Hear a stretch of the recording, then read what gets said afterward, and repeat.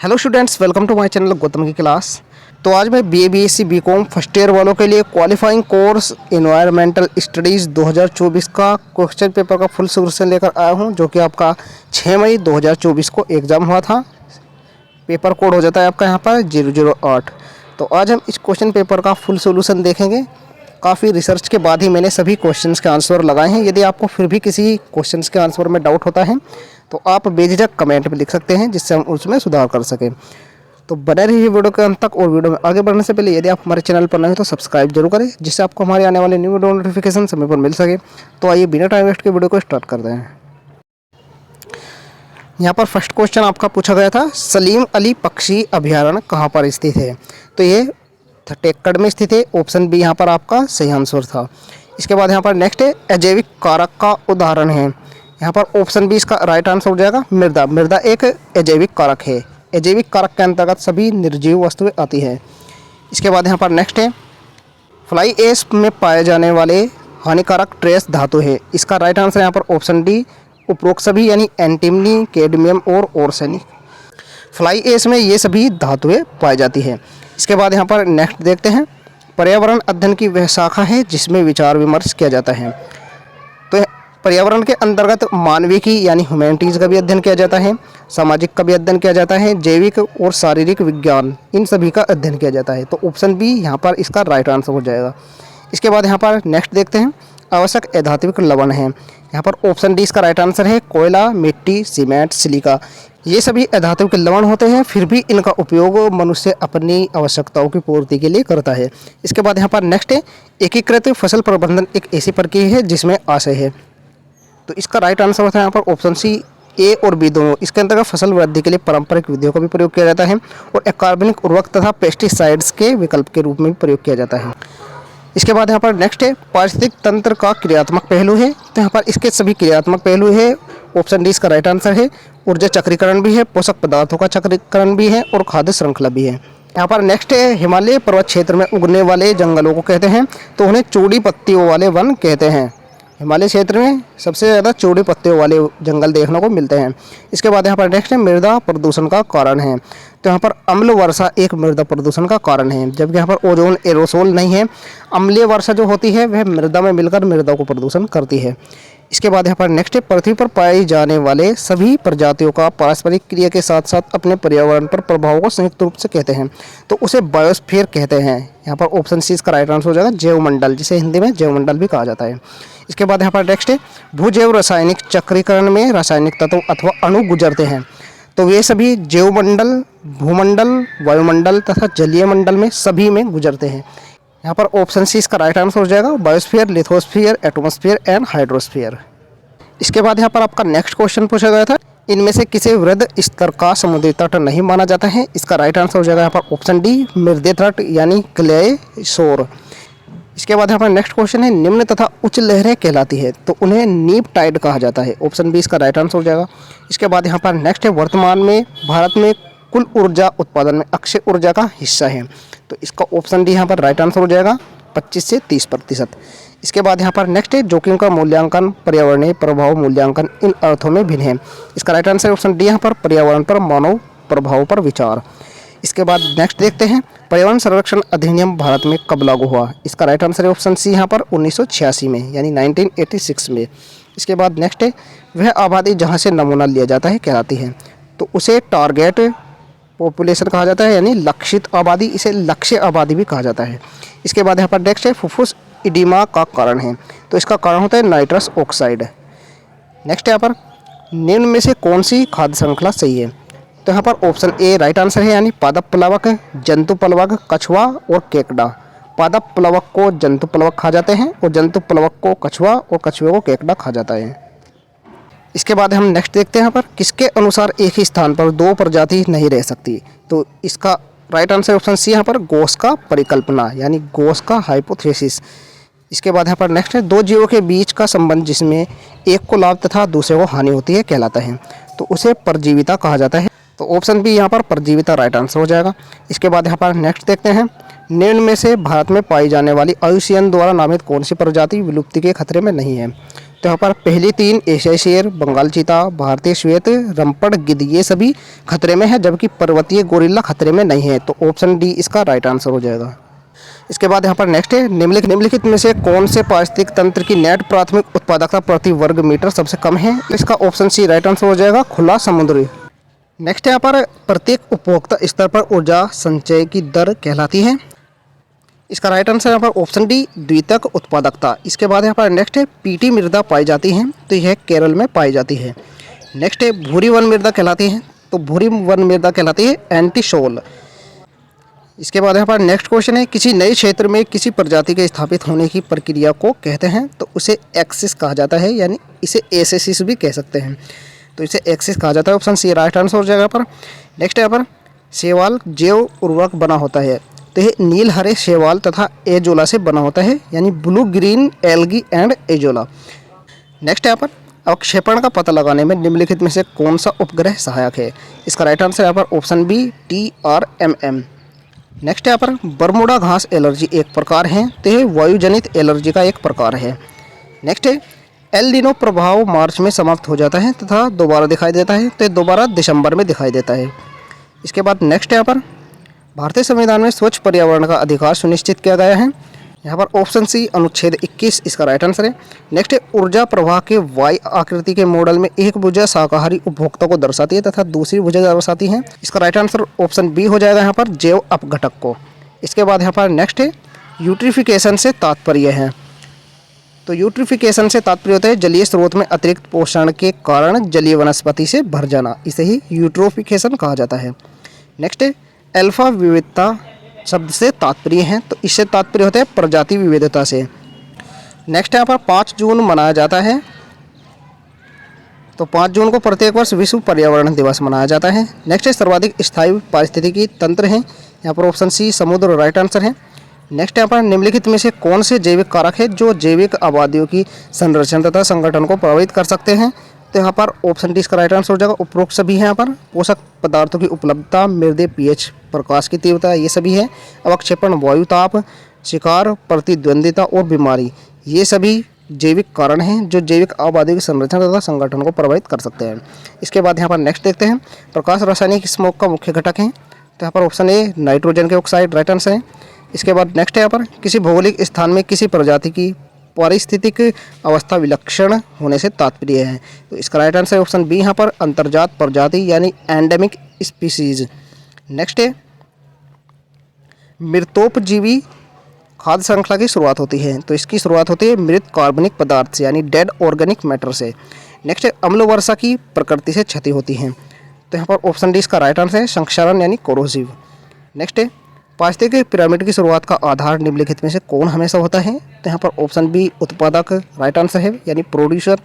Next है, इन तकनीकों, तो यहाँ पर 3 दिए गए हैं, पहला है बाह्य निषेचन, दूसरा है प्रशीतत संरक्षण, तीसरा है ऊतक परिवर्धन में एक समानता है। तो यहाँ पर हमें सही ऑप्शन चुनना है कि सही ऑप्शन यहाँ पर क्या है, तो यहाँ पर ऑप्शन ए राइट आंसर हो जाएगा, सभी इन सीटू संरक्षण विधियाँ है। नेक्स्ट यहाँ पर जैवमंडल रिजर्व में निम्न में से किसी एक के अतिरिक्त सभी जोन होते हैं, तो यहाँ पर केवल वृत्तीय जोन नहीं होता है, बाकी सभी जोन होते हैं, यानी स्फेरिकल जोन को छोड़कर बाकी यहाँ पर तीनों जोन होते हैं। जैवमंडल रिजर्व में प्रथम तीनों जोन होते हैं, जबकि यहाँ पर वृत्तीय जोन नहीं होता है, तो ऑप्शन डी यहाँ पर राइट आंसर हो जाएगा, वृत्तीय जोन यानी स्फेरिकल जोन। नेक्स्ट यहाँ पर आंकड़ों की लाल किताब में आंकड़े हैं, तो आंकड़े संकटग्रस्त प्रजातियाँ हैं। नेक्स्ट यहाँ पर निम्नलिखित में से किस क्षेत्र में सर्वाधिक विविधता होती है?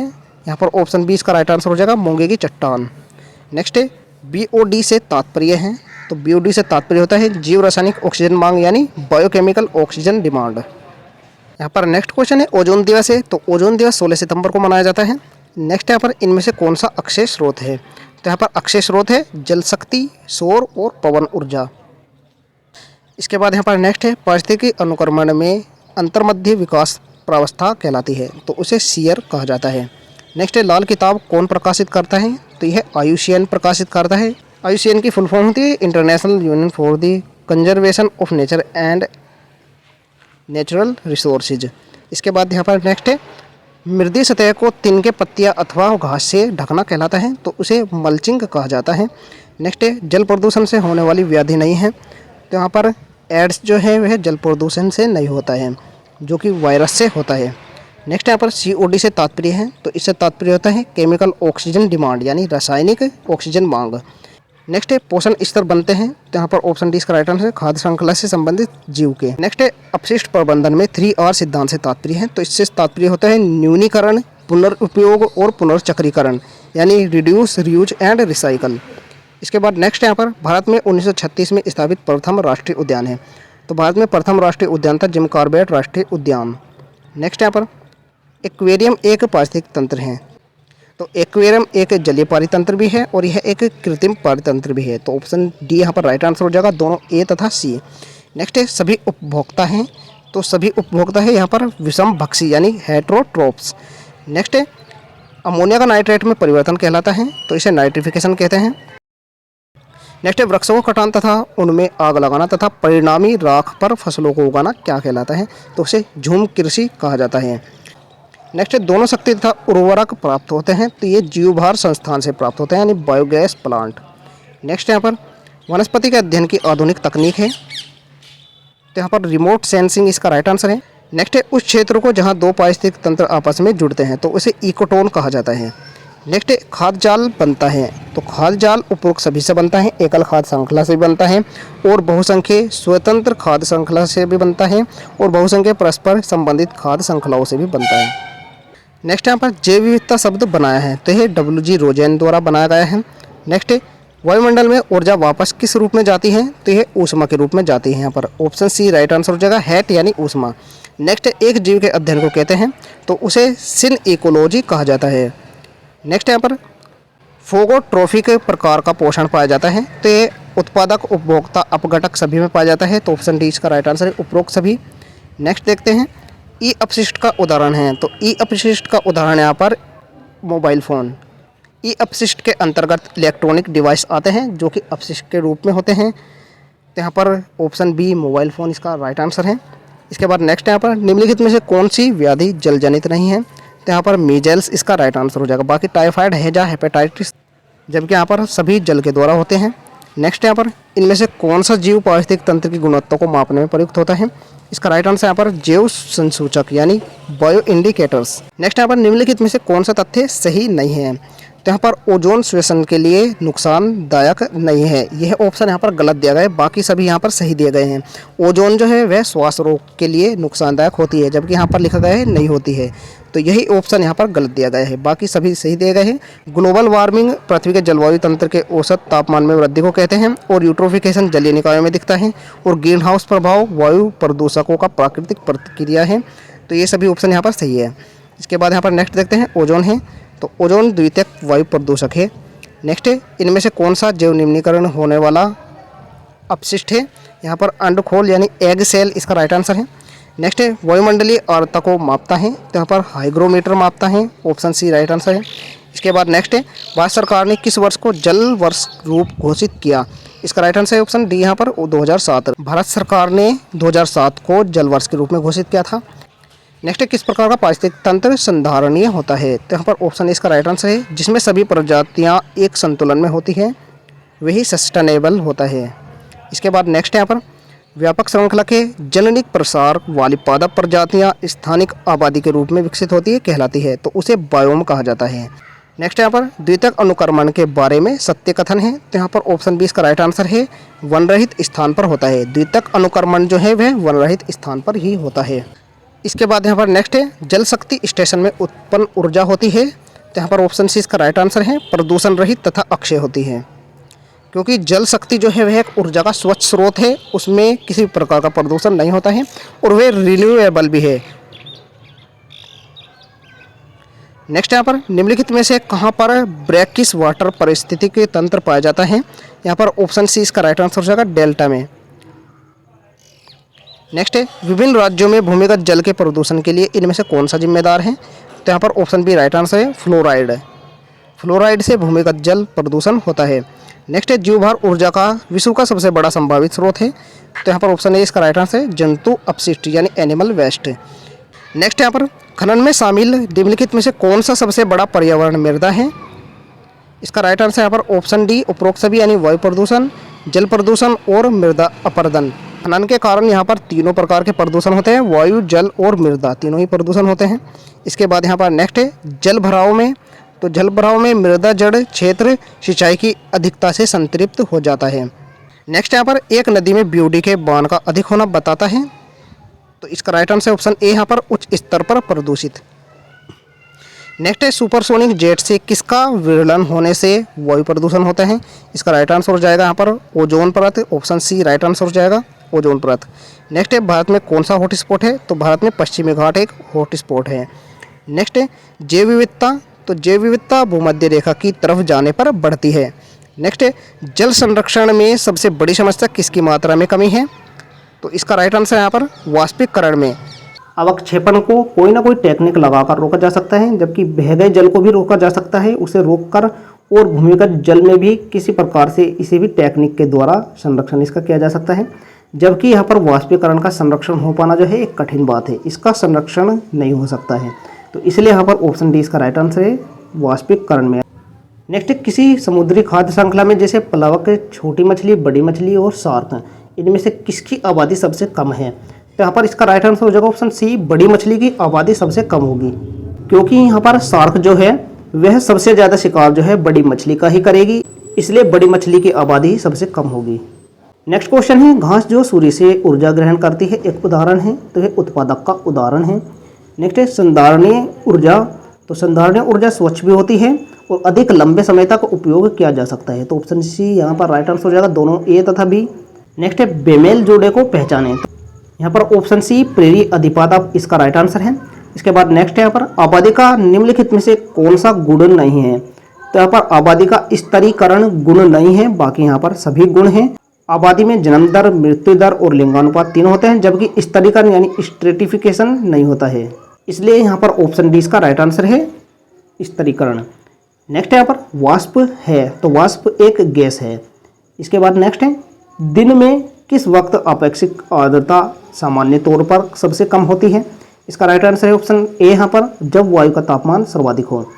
नेक्स्ट है मिलेनोर्निया यानी त्वचा कैंसर संबंधित है। तो ये ओजोन विरलन से संबंधित है यानी ozone depletion, option B right answer है।